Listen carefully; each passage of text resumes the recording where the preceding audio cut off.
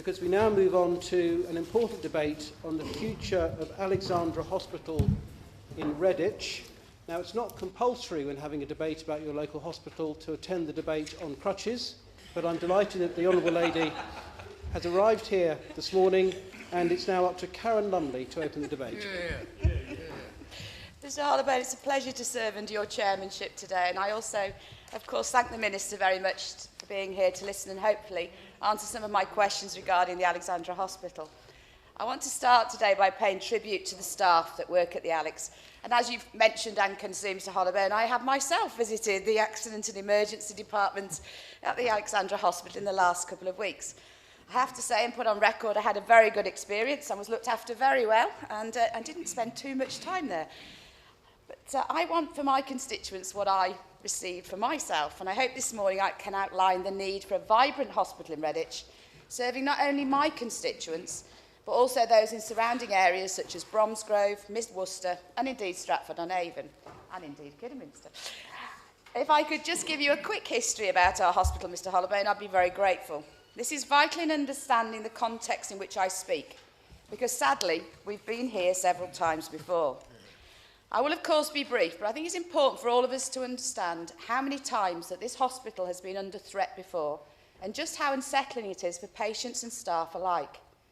There have been 3 attempts in the last 15 years to downgrade the accident and emergency ward, and indeed maternity wards at the Alex. On each occasion, the argument has been made that these downgrades were crucial for sustaining a high-quality, properly staffed service that would be better for residents if some services were concentrated in Worcester. On each of these attempts, the people of Redditch have fought to save their hospital, and once again have joined together in a cross-party campaign to do so. Of course, of course. Mark Garnier. I'm very grateful to my honourable friend, the member for Redditch, and congratulate her on securing this debate, which not only affects her constituents, but also my constituents in Wyre Forest. She would, of course, be well aware that in Wyre Forest, at Kidderminster Hospital, a number of years ago, exactly the same fear was a prospect for my constituents when they were closing the A&E department at Kidderminster Hospital, and the outcome of that was truly tremendous, with an enormous campaign to try and save the hospital, and the election, of course, of a specific MP dedicated to just that process of trying to save the hospital. Sadly, he didn't quite achieve it in terms of the A&E department, but nonetheless, it does reinforce that point that people feel very, very strongly about their local services and should be listened to. Thank you, and my honourable friend makes a valid point, of which I'll come on to some of his points later on in my speech. I certainly want to be here after the next election, though, and not have a dedicated member for looking after the Alexandra Hospital in Redditch. I think it's, at this point, Mr. Holloway, I do want to pay tribute to Neil Stokes, who's the chairman of the Save the Alex campaign, Ian Dipple, the editor of the Redditch Standard, and the leaders of my local councils, Bill Hartnett, Roger Hollingsworth, and Chris Saint. We've all worked tirelessly together with myself to save the Alex. The Minister will remember their visit just before Christmas, where he listened to the justification for retaining services at our hospital. And we've also had a petition with over 50,000 signatures on it and a major rally in Redditch Town Centre. This all goes to show that the residents of Redditch are united in trying to secure services at our hospital. I want to look now at the current and indeed historical financial position of the Worcestershire Acute Trust. Going back to 2002, we saw the Trust post large deficits rising to over 14 million in 2003-04. This did, however, fall again into surplus, and since then the Trust has alternated between posting deficits and surpluses, including each of the past 3 years. Indeed, the Worcestershire Acute Trust had a cumulative legacy debt of 18.4 million from 2000 to 2007. Our government, Mr. Holloway, provided a 12 million emergency loan in December 2012 to deal with this. But it's obvious this can't go on. For too long, the easiest course of action has been taken to kick the can further down the road without addressing the root cause of why we keep ending up in this situation. Currently, we have a ticking time bomb situation where a £1.9 million deficit has to be met by April of this year. And we all know the terrible norovirus we're seeing in many of our wards, with many operations being cancelled, and I know times will be tough for the Trust. Part of this problem, of course, is that we do have a very expensive PFI hospital, which was built in the wrong place, to fully service the residents of Worcestershire. The Worcestershire Royal opened in March 2002, which with the PFI deal, which is costing the Trust £13.6 million, is best estimate. Indeed, Patricia Hewitt, the former Health Secretary, described this PFI in 2006 as a disaster. This PFI deal will, however, though, run until 2032, and by that time will have cost the taxpayer over £700 million. The Alexandra Hospital, though, is not a PFI hospital and is owned by the NHS. I do understand the Trust needs to save money and that certain services in our country need to be centralised to provide centres of excellence. I also understand the difficulties of recruitment of specialist consultants, and due to an ageing population and changing lifestyles, patients have more complex needs. We need to realise, though, too, that the Trust employs over 5,600 staff across our county, has approximately 940 beds, with 140,000 A&E attendances, of which I was one, and around 500,000 outpatient appointments. The people of Redditch deserve a sustainable future for their health service. They are realistic, but need to know what's going to happen. In fact, as just mentioned, one of the Trust's main problems facing the Trust is the ability to recruit specialist consultants. One of the reasons is that this hospital is continually under threat and therefore not able to provide the job security which specialist consultants do need. As I said before, this is the third time we've been here, and if we don't find a solution, I've no doubt in a few years we'll be here again. It's damaging to the public, the staff and the patients to keep going through this situation. We need a long-lasting solution. I welcome our government's introduction of the clinical commissioning groups and indeed recognise that without them we would be in a very different place. And I certainly wouldn't be standing here today asking the Minister to look at the future of my hospital. I've been working very closely with the local commissioning group for Redditch and Bromsgrove. I would like to place on record their hard work on the future of the Alex, especially their support on the Joint Services Review, where they've continually stood up for Redditch in often very difficult circumstances. Last week, I listened to the Prime Minister talk about the terrible situation at Midstaff's Hospital, and especially the roles of members of Parliament. It said that, like others in the community, we love our hospitals and we always want to stand up for them, but we have to be careful to look at the results in our local hospitals and work out what we should be doing. Sometimes give voice to some of the concerns, rather than go along with a culture that says everything is all right all of the time. Sometimes it is not. I took that very much to heart, Mr. Hollowbone, as I know many of my colleagues did too. I know the NHS has to change, and I know we can't always have everything we want where we want them. And I hope I'm being realistic as to what we can provide for the people of Redditch. This brings me now to some good news and some innovative thinking, which I think is going on in our town. Redditch is situated in the north of our county, and the majority of my constituents look to Birmingham rather than Worcester.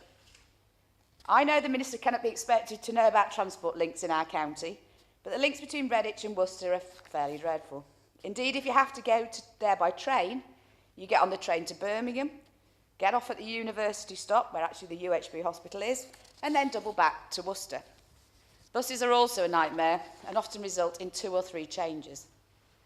I was therefore delighted to meet Dame Judy Moore, Chief Executive of the University Hospital Trust of Birmingham before Christmas, to talk about their foundation trust being able to provide some services at the Alex. I look forward to meeting with her again next week, as I will also meet with Penny Venables, who's the Chief Executive of the Worcestershire Trust. There are several questions that I want to ask. Yes, of course. I'm most grateful, my honourable friend, for giving way, and congratulate her on securing this debate in the manner in which she's conducting it. And I wish everyone her campaign on behalf of her constituents, who she serves so remarkably well. But does she understand that as we look at the options for the future of the hospital services in Worcestershire, and particularly for the Alex, must be very sure that no decisions taken in relation to the Alex have the unintentional consequence of reducing the critical mass of the health economy in the wider county, and therefore damaging the service provided by, to my honourable friend, the member for Worcester, who's here, to my own constituents, the member for West Worcestershire, Harriet Worcestershire, because any loss of service provision could actually have a very serious consequence for the rest of the county. So, as we take this forward, it must be done together in a single voice, because we all share an absolute conviction we can achieve a win-win situation for all our constituents. Karen Lumley. Thank you, Mr Hollowbone. I think those of you who know the Worcestershire MPs, I think we generally hunt as a pack, and we are renowned for that within cross departments over government, and I share my honourable friend's concerns. But obviously, At the end of the day, I am the MP for Redditch. My hospital is the one under threat, and I must do what is best for the people of my constituency.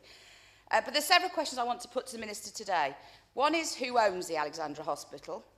The second one is, if the commissioning group want to commission services with the UHB, will his department help make that happen? The third one is, does he agree this has gone on long enough? And will he encourage the Acute Trust to cooperate with the UHB in Birmingham? And 4, will he reassure staff and my constituents he and his department are working as hard as they can to ensure the best outcome for them? I think I've probably said enough now, Mr Holloway, but I'd like to finish by saying we are grateful for the Minister for his attention to our hospital. We look forward to welcoming him in April to see for himself what a fantastic hospital we have. A hospital that we mustn't forget belongs to residents of Redditch. We are realistic about what has to happen, but I want to put on the record today that there are 2 options on the table, and it's only fair to my constituents that they are both looked at in a fair and open way. That's all we're asking for, and I hope he and his department ensure that happens. Thank you very much. Not only do we have an outpatient in this debate, we also have a doctor, Dr. Daniel Porter. Thank you, Mr Holloway. It's a great pleasure to serve again under your chairmanship, and I'd like to pay tribute to my honourable friend, the member for Redditch, for her advocacy on behalf of her constituents, local patients, and indeed paying tribute to the hard-working staff at her local hospital. This has been, as she rightly points out, an issue that has been, the future of Redditch Hospital has been discussed for far too long.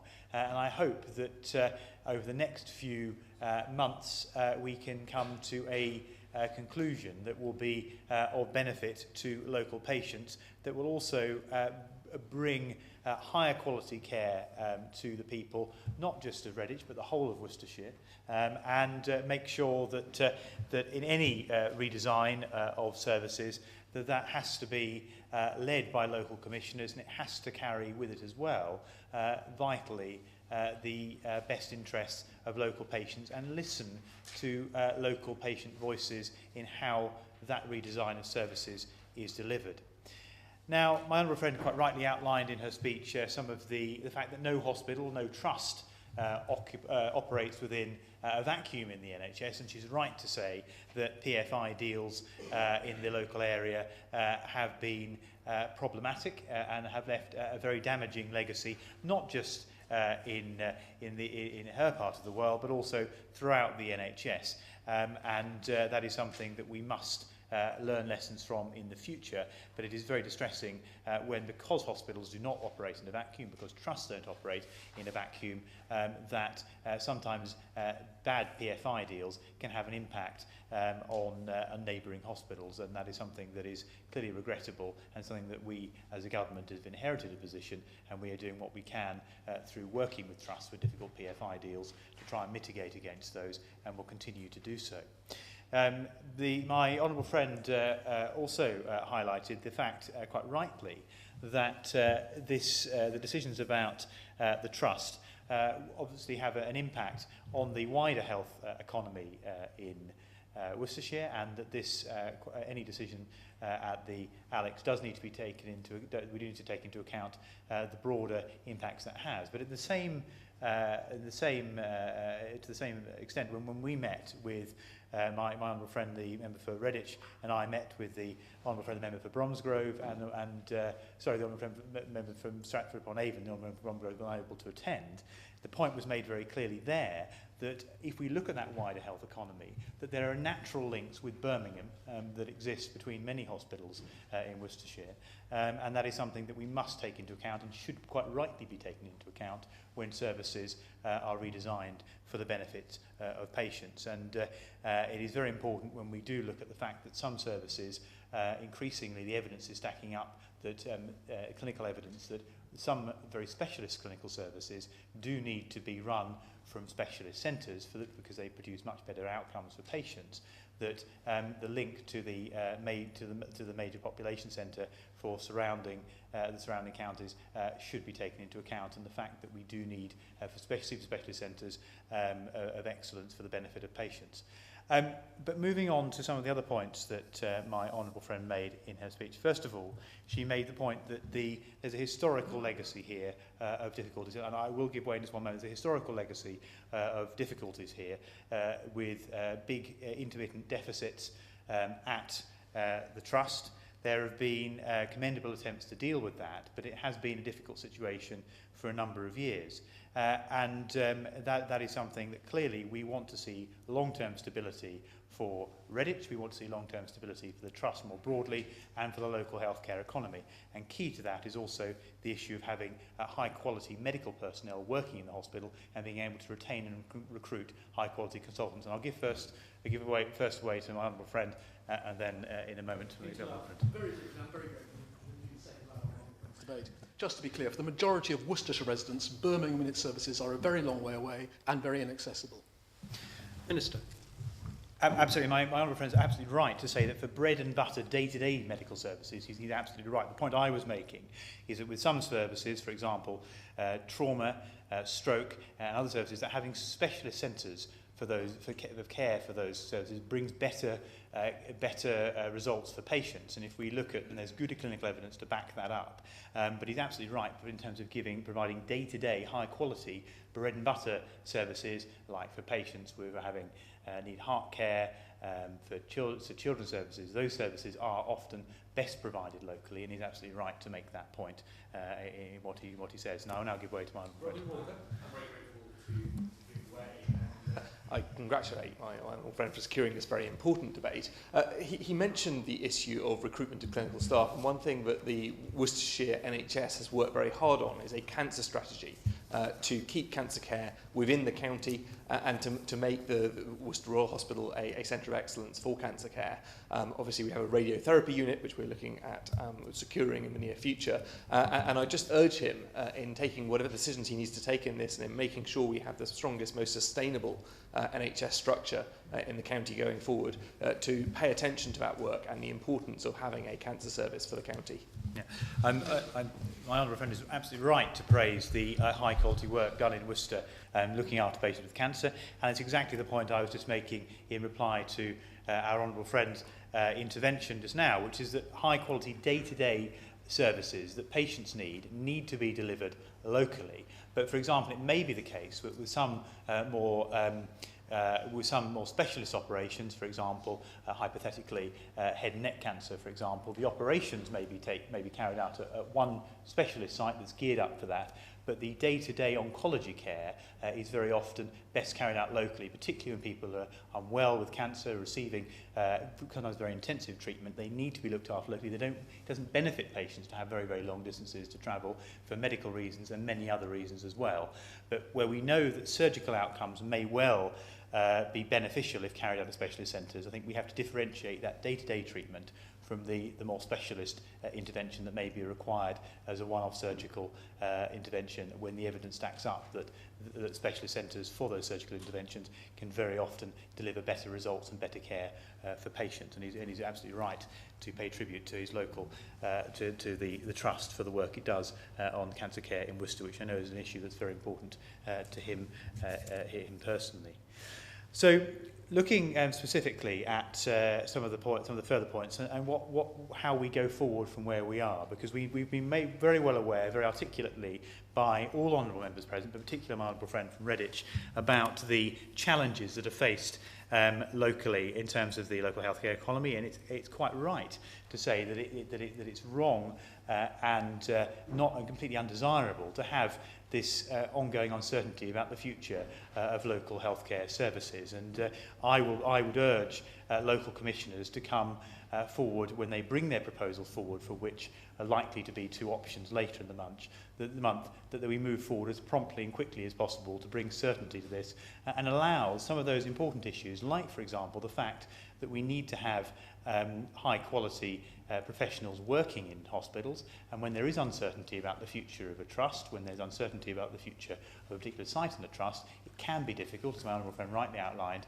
to recruit high quality staff to work there, and that's not in the best interest of patients. So the sooner we can get certainty to this, the better, and I know that she will join with me in urging local commissioners to bring things forward as expediently and quickly as possible. But as we all know, the Trust is committed to providing the best quality care for patients. And this is essentially about finding the best solution for the people of Worcestershire to receive the best care that they can in the future.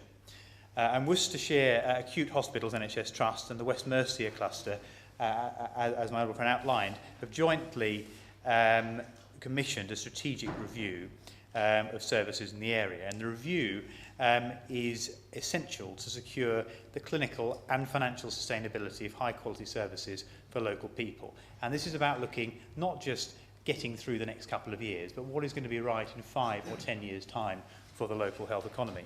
And I understand my honourable friend's concerns that there have been delays with the review, and I reiterate my urge to local commissioners to take things forward as expediently and quickly as possible. So the Worcestershire Joint Services Review was started in January 2012, and it's expected to be completed by November 2012. So I hope that that will bring some reassurance to my honourable friend that we will be moving forward more quickly, but notwithstanding what has been a very patchy history in terms of bringing resolution to local healthcare issues, and that need for certainty is something that we do need to see locally, and we must make sure that that timeline is met and we have a firm conclusion.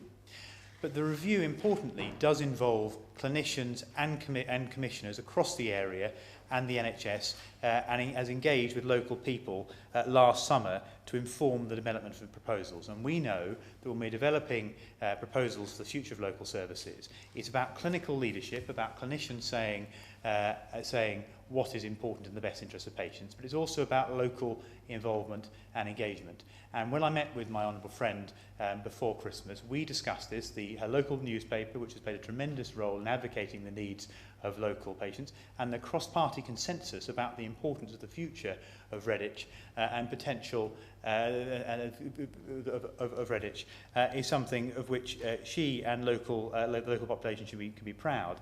But local people will have made through this review, and will be making through this review, their voices and their views very clear. And it is important, and it's important to us as a government in our 4 tests for reconfiguration, but it's important for any local healthcare providers and local trust and the board of the trust to listen to what local people have said, to listen to local commissioners, healthcare commissioners, and make sure that the views are informed upon what local patients want, what local patients need, and what local clinicians are saying is in the best interests of those patients. But we also know that the Joint Services Review Steering Group met on the 12th of September 2012 and unfortunately decided to delay the process again, as we know, until it could explore all options to allow it to maximise service provision at the Alexandra Hospital, including investigation of the potential work with other NHS providers, and specifically Birmingham being case in point. My honourable friend will be aware that the Redditch and Bromsgrove Clinical Commissioning Group has started initial discussions with 3 NHS providers in Birmingham to explore the feasibility of providing services in the Alexandra Hospital, the University Hospitals Birmingham NHS Foundation Trust, Birmingham's Women's Foundation Trust, and Birmingham Children's NHS Foundation Trust. And I want to be clear that these discussions are still in early stages, but she's absolutely right that when proposals are brought forward, hopefully by the end of this month, that we then expedite things and move things forward very quickly for the benefit of local patients. And I also want to be clear that no decisions have yet been made, and the discussions are only in relation to the Alexandra Hospital as a part of the Trust, and that needs to be made very clear and set on the record. So the Worcestershire Acute Hospitals NHS Trust would continue to provide all other services.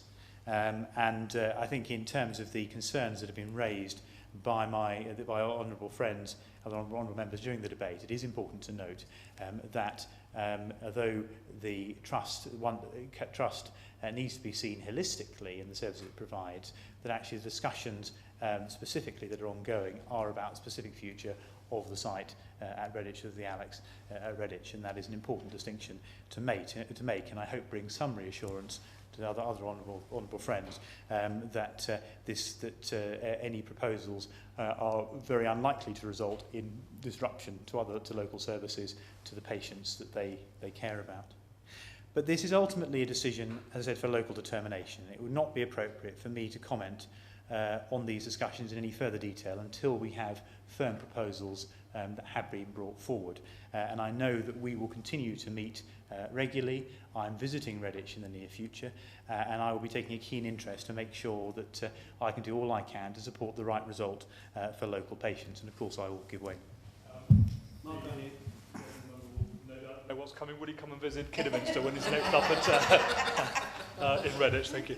I would be delighted to visit Kidderminster Hospital. It may not be on the same day that I visit Redditch, but I will be. I also will make sure that I put that onto my list of priorities to visit, and I'll be delighted to come visit the hospital and see the excellent work that's provided at the Kidderminster Hospital site, and indeed to Worcester at some point in the near future as well. You know, it's something that I always prioritise, is going out, as well as the bit of clinical work I still do, is going out on a Thursday as regularly as I can to actually see the NHS on the ground, to see what's going on, and I'd be delighted to visit other local trusts in due course when we can fit those into the diary later in the year.